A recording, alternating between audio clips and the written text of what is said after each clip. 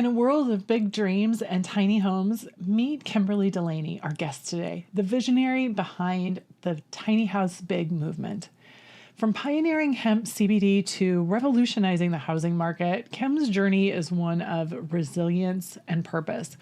So join us as we dive into our inspiring story of sustainable living, creating pivots in your business and in your life when you need them, to follow your values and follow your dreams, and building community empowerment while you do it. Hello, friends. I'm Kendra from KendraLosee.com, and you've tuned in to the Invisible to Invincible podcast, where passionately driven business owners and entrepreneurs share their journeys from hidden gems to industry leaders. Together, we'll uncover the secrets, mental shifts, and business strategies that turned these hidden gems into undeniable forces. So hit that subscribe button and let's dive in. Hello and welcome, Kim. Thanks for being here today. Thank you. I'm very excited. Okay, for those of you who are tuning in, I've known Kim for 5 years now, 6 years now. Yes, about 6. Both of us were in the cannabis CBD space, and Kim and I were on a panel, and I saw her speak, and I knew that I was like, I want to be her friend. I was really excited when she said yes when I asked her if she'd come on. Kim, can you please tell the people a little bit about yourself and what you are doing today? Absolutely. So I was in the cannabis industry pretty early on. Oh gosh, oh Lord, I don't even know the date. 2017, I think. Yeah, that's when I started too. Yeah, that's when we met. So I was actually working for Adam and Eve Corporate at the time, and I was in LA for business. And if you remember, the girls were like, "You came all the way here for a meetup?" And I'm like, "No." That's right. Ubered. I think that the trade show was in Burbank, and I Ubered over to the meetup because it was like the same week I was there. So I was like, yes, I get to meet all the cannabis girls. And even before that, actually, let me backtrack. So I started in CBD because of my own health issues, and just really kind of got pissed off at the system. I've never been one that wanted to take or like taking medicine. If anything, I would take allergy medicine, and that was it. Like in my mind, everything was a placebo. Like I'm that person. And then got sick, pretty bad, pretty terminal, and just started changing everything. Like my hair is natural, all my products I use are clean and natural and all that, and just changed my lifestyle. And so as I'm going through this change, I'm like, you know what? If I feel this way about medicine, there has to be other people going through the same thing. And so started researching, and I wanted like the full plant, which I'm in the South, so I'm in North Carolina, which I could not do the full plant here. Right. So I just started researching different companies and, how valid their products were. And honestly, at that time, products in North Carolina were trash. So I purposely did not get North Carolina vendors. I had a lot of Colorado vendors, some California that could do across state lines. But that's how I started with CBD and just really growing it here, tapping into my farmers. So we have a lot of farmers in the area, whether it's hydroponic or out in the field or at greenhouse. So I really started kind of branching out with that. And I started to create a convention because I would fly out west all the time. And then I would meet people from Charlotte that were out west and I didn't even know were here. So we created the Carolinas Cannabis Convention to rein in all that Southeast region tax. Was really instrumental in that and was doing great. The show was fantastic. And then the pandemic hit. So stayed in business, but just that was kind of my wake up call. I left Adam and Eve halfway through the pandemic. Had been there 10 years as a buyer. Loved my job, but it started to become stressful because I'm dealing with import exports. So that was crazy. I found out that pirates are real and ships crash and dildos go flying in the water. So many things that you think don't happen. We don't know what they thought they were stealing, but this is what they got. Kind of went through that, but then my son got super sick. And my kids are both like super social, charismatic, and that stifled my oldest son. Like he went down hard. Yeah. And it was hard for me because I'm such an advocate for the plant from a healing mechanism. Now I'm like, do I give this to my young adult teen who is struggling mentally? I'm not confident enough in the plant to say, oh, this is going to fix him, or is it going to make it worse? Right. We kind of went through that, and then also during that whole time, like I'm going through a divorce and Adam and Eve is wanting us to come back in the office. And I'm like, I don't want to go back in there. And, because of my illness, and they knew I had been in remission and everything, like everything was good, but I kind of used that as my get out free card. Yeah. But I needed, looking back, I needed to do that, especially for my kids. They were just struggling. But from a corporate standpoint, they were so selfish in their ask because literally my boss called me on a Monday and she was like, yeah, we're coming back to the office next week. Who's coming back to the office? Healthcare is a crisis in the whole United States. So that's not going to work for me. Because at the time, I think my daughter was, gosh, maybe she was in kindergarten. And both kids, and my son was in high school because they're about 12 years apart. But both of them were, remote and computer bound. And there's no way I could go back to work. I don't have kids and I wouldn't want to go. Like Exactly. And I was the furthest commuter that they had. I'll commute it like an hour and a half to work every day. Oh my gosh. Yeah. I was like, no, this is for the birds. I cannot. So I finally ended up leaving after 10 years and was like, you know what? Like I've grown my business enough to where it can sustain. So by the time I left, I already had my brick and mortar. So I ended up letting my employees go. One, because we were classified as, I always forget the word, the workers where they let you stay. Essential. Thank you. I don't know. I can never remember that word. You just blocked it. You're like, I don't want to deal with any of that anymore. No, black hole. But the health department deemed us essential because people were dealing with stress so much, which kind of speaks to our county, like to be so forward thinking and not just shut it down. Oh no, you're just a pot shop. Yep. So I thought that was pretty cool. So we were able to stay open through the majority of the pandemic. And I just worked there and literally put my 4-year-old in the back of the store with the laptop, with the iPad so she could do her one-on-one with her teacher. And girl, we had nap time and meditation and all the things. Like it was straight up like black hippie. Like we made it work. We made crystals. Yes. I know that after all of that and being able to sustain, like you made so many pivots in the last couple of years from leaving Adam and Eve to evolving what you were doing with your business. Can you talk a little bit about that second evolution that you did with your business? Absolutely. With the pandemic, people were scared. So we kind of shifted and we started doing mobile orders and pickup orders. And I did a little delivery. But again, it was just me, right? At the time, I was still married. And we always worked different shifts. And so sometimes he would work during the day and I would close or vice versa. So once we separated, everything was on me. And so it became harder for me to do all the things and then leave the store to do the orders or whatever. So now, even though I'm catching up, I'm still in the rears from when, everything first shut down. Yeah. And so got into this really like nasty brawl with the landlord company. And so what I realized is, or didn't think about, they're a huge family in the area. So I don't know if you know Belk. It's more of a Southern retail chain. I've heard of it. So it's the Belk family. And I guess people don't tell them no. They may have met a little brown girl who told them no. And so I had to get an attorney and it was crazy, but we got out of that. And shutting my door was one of the hardest things I had to do. So I said, God, you know what? I know this is ego, so I'm gonna put that to the side and just let me learn from this, right? So like we were talking about earlier, there's a lesson in this. So let me learn. So when I closed my doors, I still kept my .com for a while. And I was like, whatever I'm supposed to be doing with this, because I know my ultimate goal is to help people. Help me come back stronger and better. Like whatever that looks like, help me come back stronger and better. And that's what I did. So that's how I got here at the co-working space. And it's crazy, Kendra, because it had crossed my radar like probably a year prior to me finding it. But I was like, oh, that looks cool. And because co-working was still kind of new then. And so I'm like, what's co-working? What's this about? This looks interesting, but I can't do it because I have a 9 to 5. And so it comes back across my radar, God moment. And I'm like, ooh, I can do this now. And so came down, checked it out. The cool thing about the co-working space is it's so it's called the Caber Center for Innovation and Entrepreneurship. Everybody is here. Economic development is here, the chamber, the small business center. Like it's all about business growth. And that's what I needed.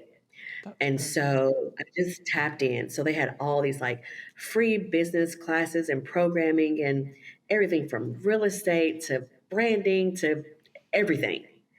And so I got into one of their programs called Retail Lab. And again, because I had a brick and mortar, some of that knowledge I already had, but it filled in all those spots that I was not aware of. Mm-hmm. And like I told my class, because we were the first cohort, now they're like on cohort number 10 or something. And it was 17 of us. I said, I wish I would have had this knowledge before I opened my doors. Yeah. It was that instrumental, basically. Yeah. But again, God gave me what I asked for, which was the tools and the connections. So left that program, physically I'm at home. It's the first of the year. Girl, I've unplugged. I'm saging my house. I'm getting my husband stuff. I'm like, we got to go. We got to clear this space, Lord. Kim's just moving everything out. Yes. I got my messy bun in. Like I'm doing all the things. Cleaning out the closet, girl. I'm doing all the things. So I finally look at my phone and I have like several missed calls. And the program coordinator here was like, have you seen my email? And I'm like, no, like I'm sitting here with the messy bun. What are you talking about? And she was like, you were been nominated to be in this mentorship program that is facilitated by MIT. And I'm like, what? I thought I had missed the deadline. So I was thinking, I'll apply next year or when they bring it back up. Yeah. She was like, no, we've already selected the candidates, but one of our guys dropped out because he went back to work. You've been nominated. You don't even have to apply. Just send me your pitch deck, but I need it in 2 days. Oh my gosh. Did you have an idea? Right. Like you had an idea by then, right? Yes, but that was it. Girl, it was just an idea. There was nothing formulated. Okay. So here I am with, the 48-hour crunch, and she has to pitch for me. So I have to make it as clear and concise as possible. So I'm not even in the room. And I still know very little about the program. I just know MIT, mentorship. That's all I know. Exactly. Yeah. You have me at MIT. I'm good with that. Exactly. So I come in, and so she calls me. She was like, you got in. And so she's emailing me. She's okay, so here's your mentors. At this point, I'm still kind of new in Concord because I've been on the road, right? I've traveled for 10 years. And so she's texting me, she's sending me the names, and I immediately go on LinkedIn just to see. Girl, my damn mentor is the mayor of Concord, a co-owner in one of the biggest breweries here, who is also in real estate, and a yogi, a young lady who owns 2 yoga studios, and she's an accountant by trade. I'm like, Kendra, forgive me, I'm trying not to cuss. I'm like, what the whole, like, what in the world? So, because at first when she emailed me, I'm like, oh, that's cool, cool. And when I Googled everybody, I emailed her back all caps. What the fuck? Oh my God. So then she's cracking up and she was like, I was wondering why you were so like chill about it. I'm like, oh my God. You're like, I'm over here with my sage. Exactly. Don't bother me with your mayor nonsense. Yes. So God is, you ask, here we go. Yeah. And we've been literally, I keep trying to divorce them because I feel like I'm like driving them insane. But, almost 2 years later, we have passed a tiny home ordinance here in Concord. And hell, I have a show next weekend with tiny homes. And it has been crazy, worthwhile, but crazy. I'm so excited. Yeah. Okay. So I've got questions. Okay. How did you go from, you talked about the process of what happened, but how did you go from CBD and cannabis to tiny homes? Like, where's that leap? How did that leap happen? So the commonality is the health aspect, right? Mm-hmm. Health and healing. So I don't even know, I can't remember if I've ever told you this. So I was diagnosed with multiple myeloma and amyloidosis. So they're like blood cousins, literally. And that was my first pivot internally, was understanding natural medicine, right? Mm-hmm. So I had to go through that journey. And so as I'm saying to myself, legalization is taking forever. North Carolina has already said intentionally they were going to make the bill like hardcore. Yeah. They already said that. 5 years in, and I'm still struggling trying to keep my business afloat. But I believe in what this plant can do. So it was like, okay, I know I don't have a green thumb, so I can't grow. So that's out of the question.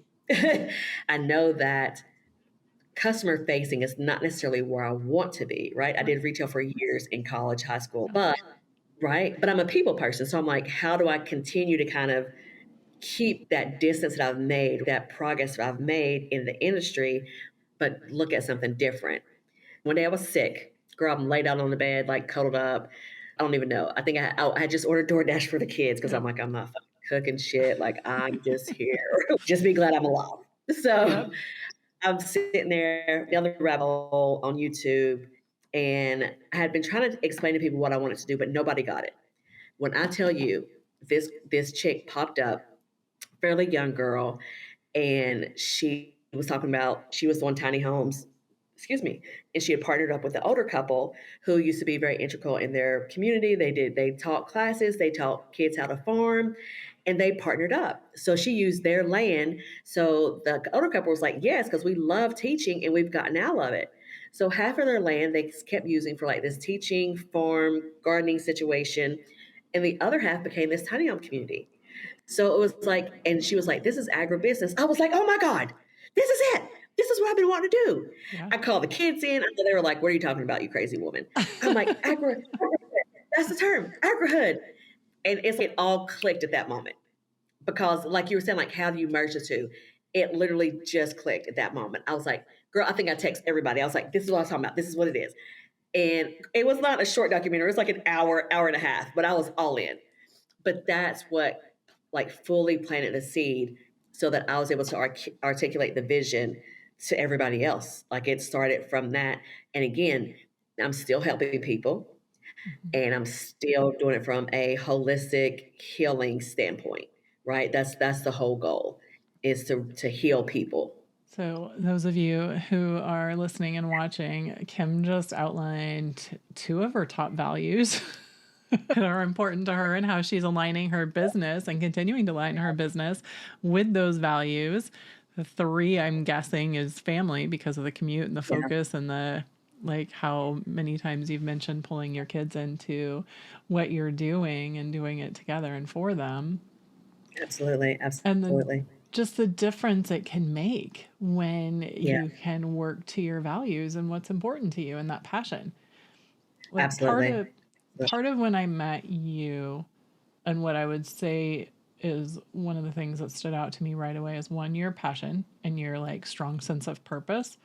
And two is your crazy ability to connect with anybody. When Kim says, oh, I kind of knew some people, but I'd been traveling, so I didn't really get to know a lot of people. And then you start talking to her and you realize that she knows everybody and that she, like, everybody knows her.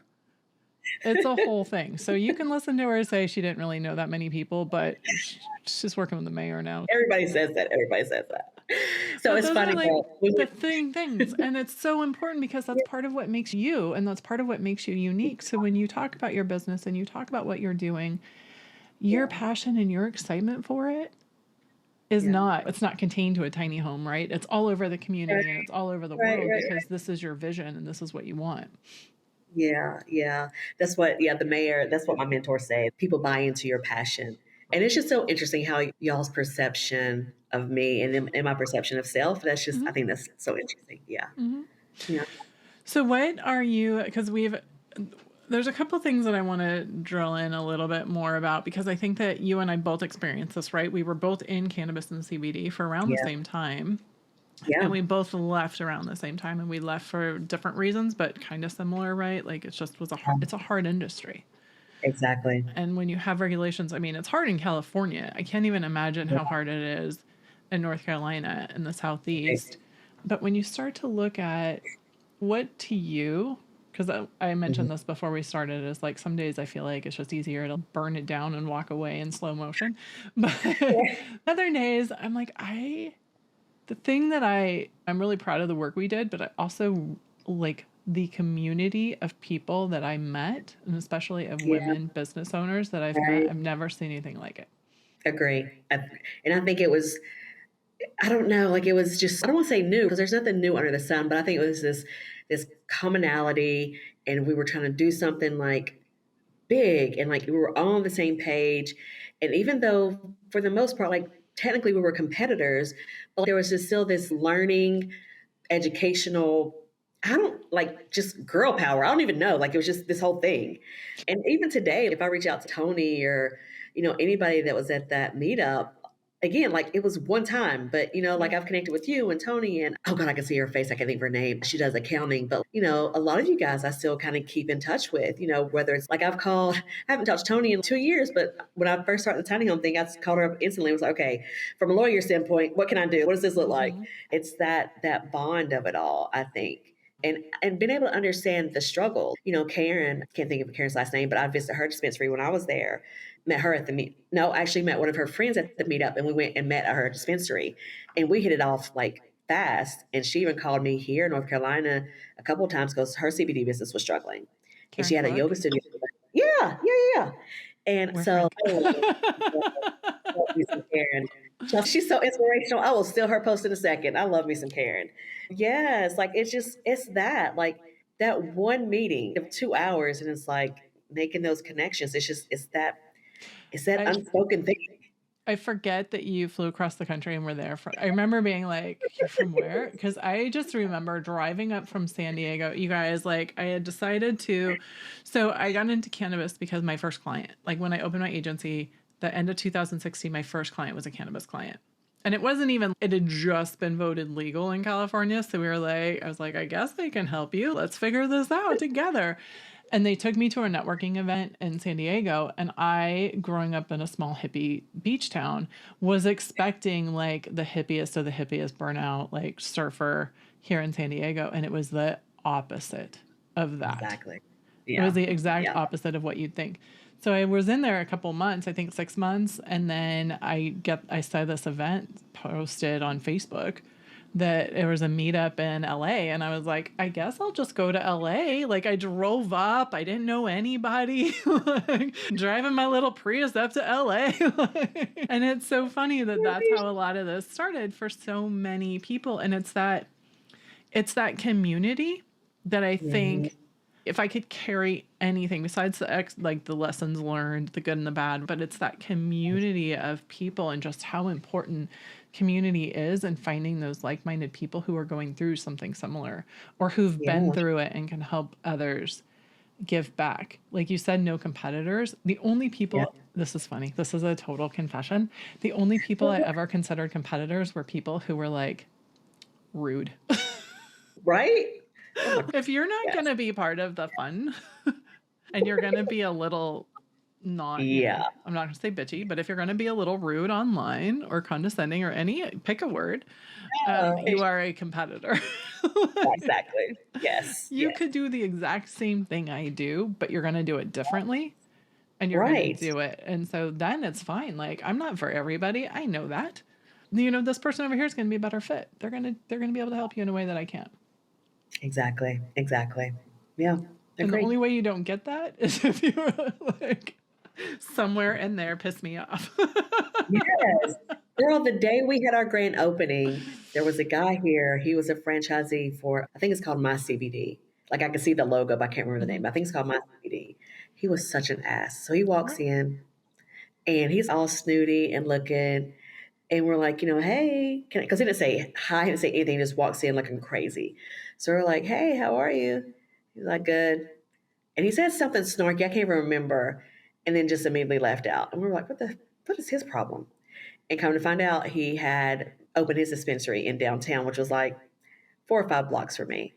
But I'm like, we're not even the same. You have white label. I have actual hand-selected product, and you're overpriced. Not the same. So, and he's in there like, oh, this is cute that you think you can. Exactly.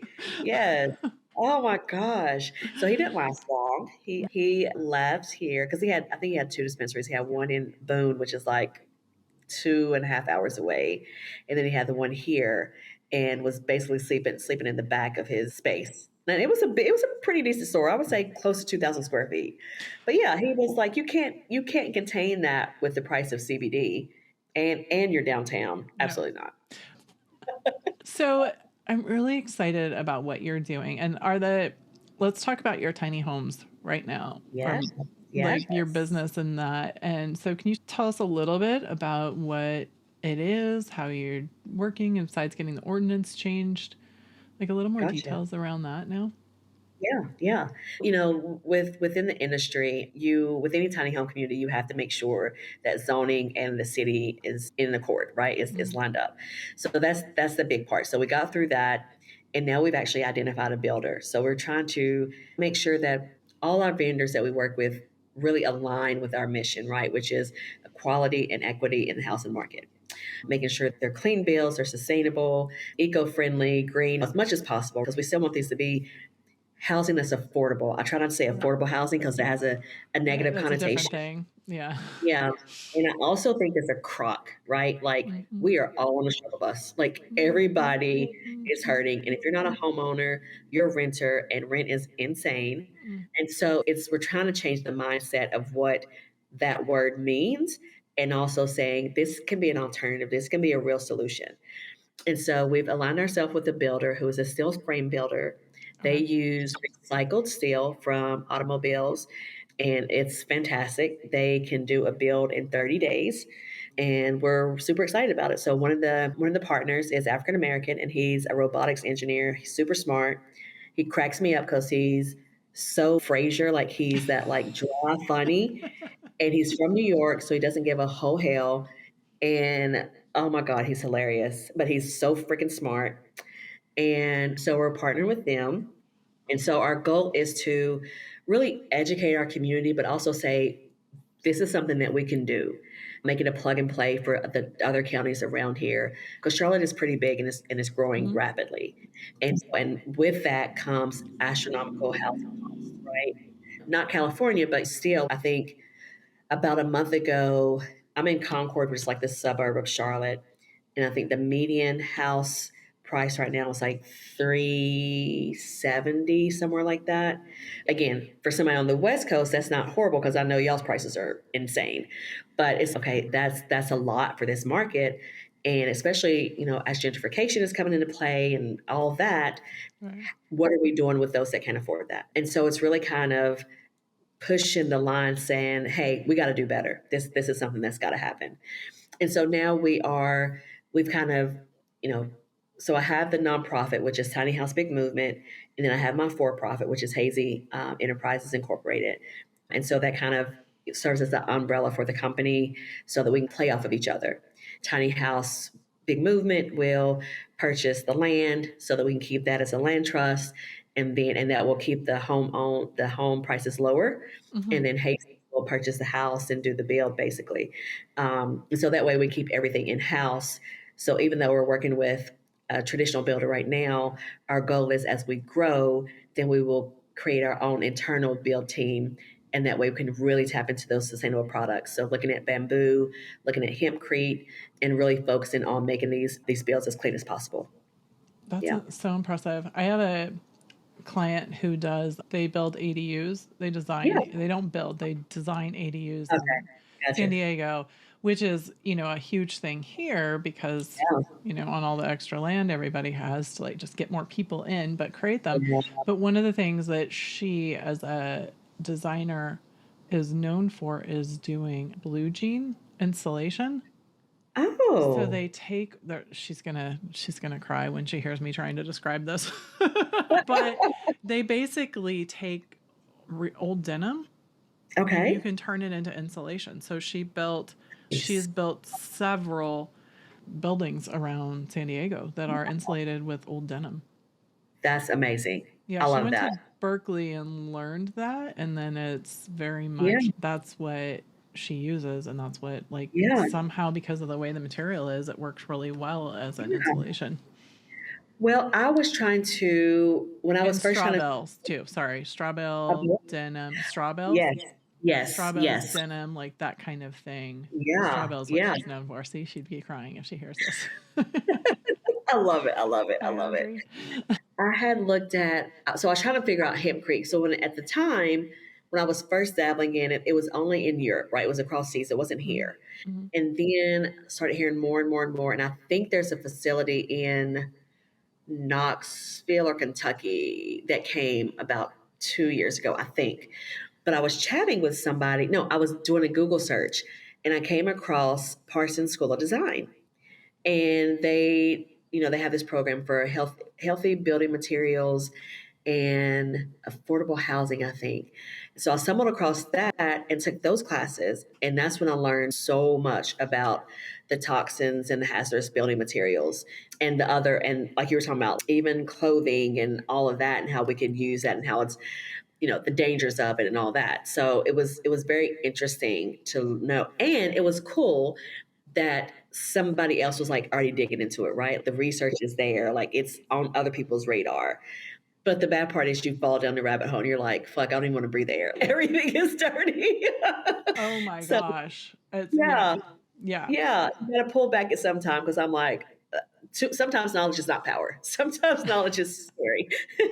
Sometimes knowledge makes me want to get a bubble around me that's not plastic, that doesn't have BPEs, that doesn't have this, that doesn't have that has filtered air, but not filtered this way, filtered this way. There's so Exactly. many things, but it's really important that we become aware of that because the world's changing. It's continuing to change, and there's Yeah, things that we can do to make healthier choices. agree. Yeah. And there's some that are, it's funny because my friends and I have always joked around that everyone wants to retire on like a tiny home community. And like Right. everyone has their own space. Like there's some in the middle for everybody, but we all have our own room, like our own Exactly. space for us. And it's just it's a true story, right? Like it's how Right. things are moving, and it might not need to be when you retire because there's a Yes. lot of communities and Yeah. that need that. And I think too, honestly, I think with the pandemic, it really showed us as a people that community is important. Mm-hmm. I think it showed us again, as horrible as it was, I think it showed us what was necessary, Mm-hmm. which is going back old school, like having community, right? Having that nosy neighbor or having the kids outside, like really pulling back. Do we really need all that square footage? And I think even though tiny homes were looked at as a trend, now we have a solution and we're realizing we don't really need all of that. And I think that's why too people are gravitating towards it more than, just their vacation home or whatever. Like Yeah. it's a lifestyle change. And I think people are ready for it now. Yeah. Although I left the pandemic wanting more space, not less, because I have a small condo and I had an accidental roommate in it for 10 months. And so me, my dog, and my accidental COVID pandemic roommate, it was much too small of space. I'm just going to whisper that, like when he listens, he can't hear it. We had fun, but it was just too small of space. Got it. I was like, I need more room. I got it. That's when you just go to the beach. Just go to the beach. They were closed. Yeah. Oh, that's right. The parks were closed. The beaches were closed. They were all closed. Yeah. Once things started to open up a little bit and there was more like outdoor space, it got better. But yeah, for a little while there. Anyway, though, I don't want to end on that note. Not at all. So you've done so much in terms of pivoting from corporate to having your side business. I don't even want to call what you had a side hustle because it was so big. That sounds like it's diminishing all the work you've put into your CBD business while you were working full time. Yes. It was a lot. Yeah, that's not a side hustle. There's nothing side about that. Right. What advice do you have for someone that might be listening? There's two questions I have here. So the first is, what advice do you have for somebody who might be in a situation and need to decide and just trying to decide whether or not to change it? So if they have that full-time job, to go start that. If they have a business and it hasn't been working, to pivot to something new. Do you have any advice for somebody who might be in that kind of situation? I would say trust your instinct. Whether you meditate or universe or God or Buddha, whatever, tap into that and listen, because you're going to have naysayers. Like, I love my family. They already know I'm a crazy hippie girl, so they let me do my own shit. But sometimes family doesn't get it. They do not get it. And you have to be strong enough to believe in yourself and your vision to go forward. And it's funny because when I was at Adam and Eve, I had a plan like, okay, because 10 years was never the goal. Like my dad, I am Southern. It took me 6 months before I told my daddy where I worked. Girl, when I told him, I was like, I'm not in the movie. I just sell products. Like, he hated it. And I remember like having this list. I was like, okay, now, 5 years. I'm like, okay, if I can make it to 10, I'll get a huge dividend because they were no longer giving stock out because they had exhausted it. So I was like, okay, if I could do that, then like I can purchase land. So I had a goal. And because at this point I knew landlords were crap, especially when commercial real estate. So I was like, fuck the man. I'm gonna get my own shit. That's how it all started. And I was just like tuning in, what do I need to do to make this happen? So most of my passion, my gut was just to say, screw the system. Like, I'm tired of this. I'm trying to get ran over by a man who has money, who can't empathize with me, who doesn't negotiate, because I'm a strong negotiator. That's why I had my job. And I'm going to do this on my own. And I remember I was talking to one of the older ladies in the procurement office, and she was like, and she's super God. And she was like, you'll be fine. Just go do it. You already have a business. You're already established. Hell, you have employees. What are you afraid of? God is going to take care of you. And you know that, right? But what do they say? Fear is the hardest thing to have, right? You can't see God, but I have to think He's there, and that's faith. So that it really was like taking a step out and be like, okay, you know what? I'm already established. And yeah, and I have credentials. So if it fails, I'll go back to school or I'll go get another job. But I got to kind of bet on me. And, not to be like, what's the word? Jealous. But Mr. Harvey, who owned Adam and Eve, he just passed away two Christmases ago. Girl, he knew everybody's name. He's like in his 80s. And my homegirl was his assistant. And he was just so cool. And I'm like, he started Adam and Eve from his college dissertation at UNC Chapel Hill. It was on something about sexuality, right? Because it was the 70s. Right. Yeah. And he grew that from his college dorm, freaking selling VHS tapes, moved into a warehouse. Yes, the city like kicked them out. Old school movies like with the torches, kicked them out. They were raided by the FBI several times, and now they're like Chamber Business of the Year. There's this whole thing, and 40 years in, and they employ over 300 people, and that's what I want. So not from a jealous standpoint, but like this man created a vision into a $1 billion company. Girl, when I tell you we made so much money during the pandemic, every time a stimulus check came, our sales skyrocketed. That was the biggest commission checks I ever made, ever, during that time. Sure. So now I have my commission checks and my 10-year, check. I'm like, shit, I'm leaving now. I'm good. But it's betting on yourself. It's betting on yourself, taking the leap. If you fuck up and fail, it's okay. Pick it up, learn from it. That's my thing. No matter how bad things get, I'm like, silver lining, where's it at? And I try to find a silver lining in it. And I think that's what that keeps me afloat. That's fantastic. Thank you. And yes, last question, Kim. Yes, ma'am. First of all, I'm going to put all the connections of where you can find Kim and learn more about her nonprofit as well as her for-profit for tiny home communities, and in the notes and in the show notes and chat and below and all the places. But Kim, what advice do you have for someone who is you just talked about betting on yourself, but what advice do you have for somebody that might be looking to start something that's so much bigger, right? Like a nonprofit, a tiny home community, working on changing legislation. Like, you dream big when you dream. Yeah. Well, here's the thing, Kendra. I don't have people that tell me I can't do it, which is good and bad. So I'm just saying. So literally before I like started my CBD company, as a little girl, I went to it was called the Girls Club. Now it's like national, they combine it as a girls and boys club. But back then it was just the girls club, right? I learned how to cook, sew, fell in love with computers, like all the things. At the girls club, we would go and volunteer at the Chamber of Commerce. And I remember we would stuff bags for new businesses. But I just remember I loved going. So when I started my business, the first phone call I made was here to the Chamber of Commerce. I'm like, hey, I have a question. They had just passed the Farm Bill, right? So 2018 Farm Bill. So I called them like, hey, look, I want to do hemp, and I'm trying to upsell the organic and all that. And I'm like, but it's still cannabis. We're in the South, and I'm Black. Like, I was just super transparent. And so the director, who's still here now, she was like, okay, yeah, come on. And it was like I needed that buy-in. So fast forward to today, she's still here. I now call her my auntie. We look nothing alike. She looks like this. I look like this. But she's my auntie. She's my girl. So during this whole pivot, right? Shut the doors. Now I'm here at the co-working space. And I'm like, hey, Barb, what do you think about this? I'm thinking about going to tiny homes. She was like, oh shit, if anybody can do it, you can. That's what I'm saying, Kendra. Nobody says that sounds impossible. And so I just kind of take that and be like, okay. Okay. So since I have been researching it for so long, I kind of knew some of the hurdles, right? So there's always this talk like, oh, zoning is so hard to get to.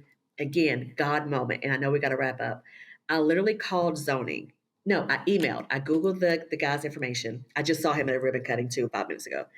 And I was like, hey, I want to get some tiny homes started here in Concord. I would love to have a conversation with you. He immediately emailed me back. I was like, absolutely. Here's my assistant's information. I'll have her set up a meeting. So I'm like at the computer, like, what is happening? I get to the office. He has 3 of his associates. They're all ears. They're like, yes, this has been on our radar, but the people who wanted to do it have now retired. So this is perfect timing. I'm like, what is happening? And it's been like, girl, it's been like that the whole time. Like we'll be in a meeting and I'm like, oh, we need to meet this person at this organization. Lo and behold, I'll be in like some homelessness task force or something with the city. And I'll turn, the book's called something like all the people sit in the lunchroom and sit at the table together. Yeah. So basically it's not if all Black people or like all Asian people. So I'll always find, the Black person. I'm like, hey, especially if they're older, Southern hospitality. I'm like, hi, Miss Jane or whatever. And this every time we have just been talking about this organization and lo and behold, I'll be sitting next to the person that we were just talking about. Like it happens. It's God just puts these little morsels in. And it's been like that the whole time. It's been crazy. So it's doing your research. It is stepping out, having conversations, making connections. Here's the crazy part is I hate networking. I hate like going to a function. That was brutal for me to come to the meetup that we met at. I hate stuff like that. Mm-hmm. But I'm a people person, so I don't mind talking to people, but I hate not knowing anybody and walking in. But yeah, same. But it's, as you can tell, like with the mentor thing with the MIT, it was literally because I just showed up and people knew. They were like, oh, that girl. Yep. Because I was just here and I was hungry for it. I wanted the knowledge. Just that is. You do your research and you just go after it. Thank you. And those of you listening and tuning in, watching, can see, I think it's very clear why I adore Kim and why I was so excited to get her on. It's very clear, her energy, her passion, like you just have to love it. So Kim, thank you so much for joining. Like I said, I'm going to leave links for everyone to get a hold of you and check out what you're doing. I think what you're doing is absolutely inspirational, especially having seen what you put together and what you built for cannabis and CBD in the South. And now look at what you're doing. Like you guys, not only does no one tell her no, but she's just unstoppable anyway. So it doesn't matter. And so I want to thank everyone who is, Kim, first, thanks for joining today. And thank you.